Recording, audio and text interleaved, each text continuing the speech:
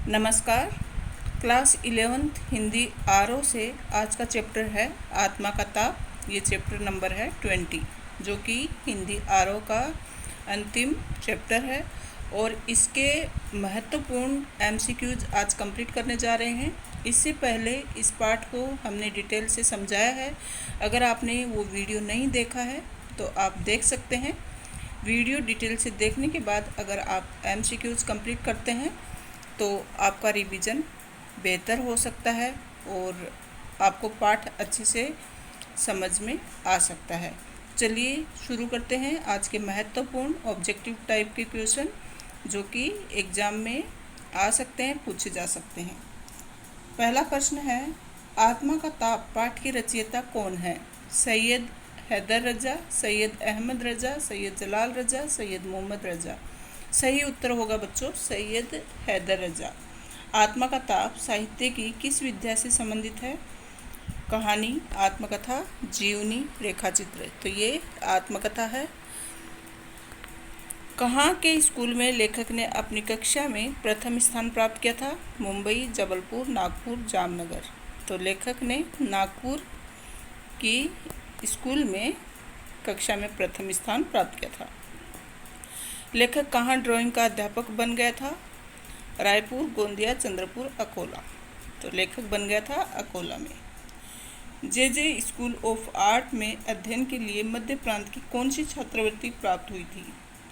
तो इस जे school of art में अध्ययन के लिए सरकारी छात्रवृत्ति प्राप्त हुई थी।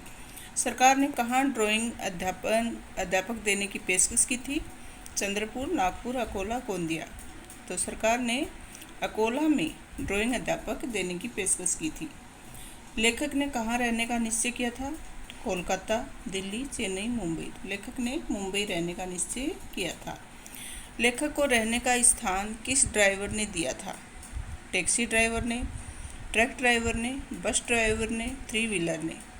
तो लेखक को रहने का स्थान दिया था टैक्सी ड्राइवर ने। टैक्सी ड्राइवर का नाम क्या था? गाल्फ, राल्फ, गोल्फ, रोल्फा। तो टैक्सी ड्राइवर का नाम था राल्फ। सन 1948 में बॉम्बे आर्ट्स सोसाइटी का कौन सा पदक मिला था? सन 1948 में बॉम्बे आर्ट्स सोसाइटी का कौन सा पदक मिला था? रजत, स्वर्ण, कांस्य, कोई भी नहीं।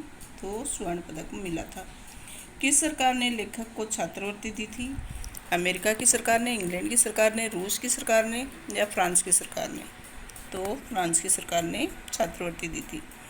रुडॉल्फ वैन लेडेन की कला समीक्षा कहाँ छपी थी? तो रुडॉल्फ वैन लेडेन की कला समीक्षा टाइम्स ऑफ इंडिया में छपी थी। रजा के दोनों चित्र कितने रुपए में बिके थे? तो रजा के दोनों चित्र 40-40 रुपये में बिके थे। लेखक कब जे स्कूल ऑफ आर्ट्स का नियमित छात्र बना?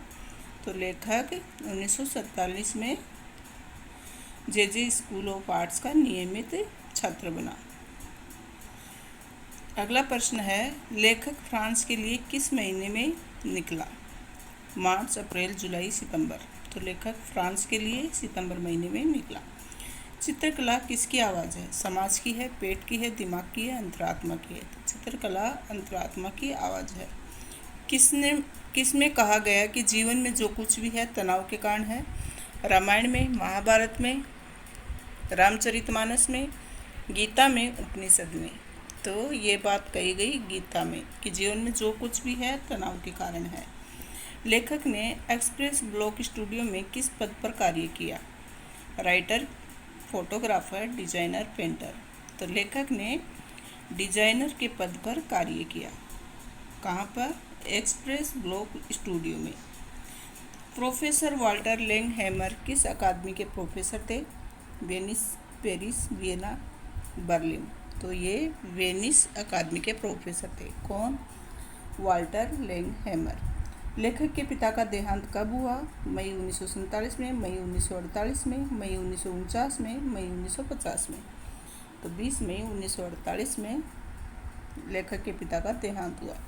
सन 1948 में लेखक ने कहाँ जाकर चित्र बनाए थे? मनाली, नैनीताल, श्रीनगर, महाबलेश्वर।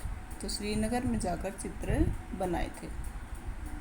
हेनरी कार्टिन बेसा कहाँ का प्रसिद्ध फोटोग्राफर था? जर्मनी का, इटली का, रूस का, फ्रांस का। तो ये फ्रांस का फोटोग्राफर था।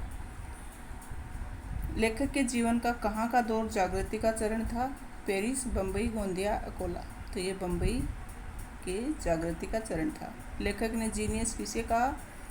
मातिस को, सागाल को, पिकासो को, सेजा को।